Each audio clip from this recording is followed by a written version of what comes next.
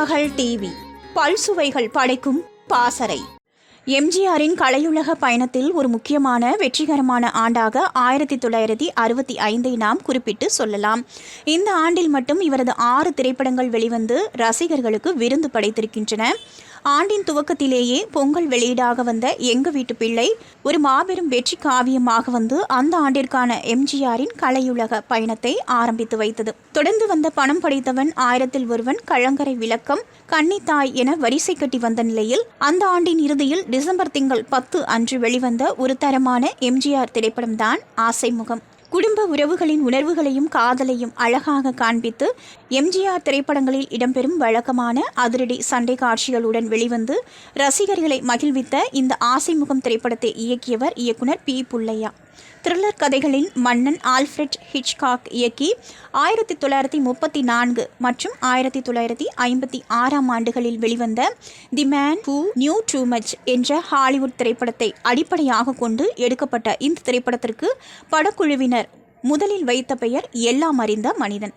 படத்தின் தலைப்பு மிக நீளமாக இருப்பதாக உணர்ந்த எம்ஜிஆர் படத்திற்கு ஆசைமுகம் என்ற பெயரை பரிந்துரைக்க பின் அதுவே தலைப்பானது. சிவசங்கரன் என்ற ஒரு பணக்கார தோட்ட உரிமையாளரின் சொத்துக்களை அபகரிக்க அவரது முன்னாள் மேலாளர் வரதன் என்ற தீய எண்ணம் படைத்த ஒருவன் தனது கூட்டாளியான வஜ்ரவேல் என்பவனை தனது திட்டத்திற்கு பயன்படுத்தி சிவசங்கரனின் வாரிசான அவரது மகன் மனோகரனின் முகத்தைப் போல வஜ்ரவேலுவின் முகத்தை பிளாஸ்டிக் சர்ஜரி என்ற அறுவை சிகிச்சை மூலம் மாற்றி ஆள் மாறாட்டம் செய்து மோசடி செய்ய எத்தனிப்பதுதான் இந்த படத்தின் கதை.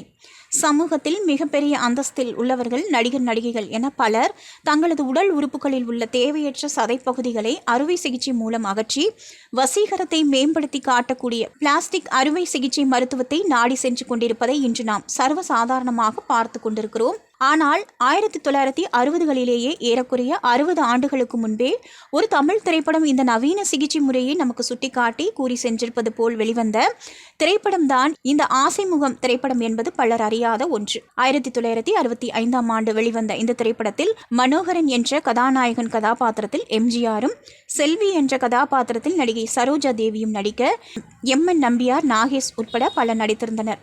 படத்தின் பாடல்கள் அனைத்தும் கவிஞர் வாலி எழுத இசையமைத்திருந்தார் எஸ்.எம். சுப்பையா நாயுடு.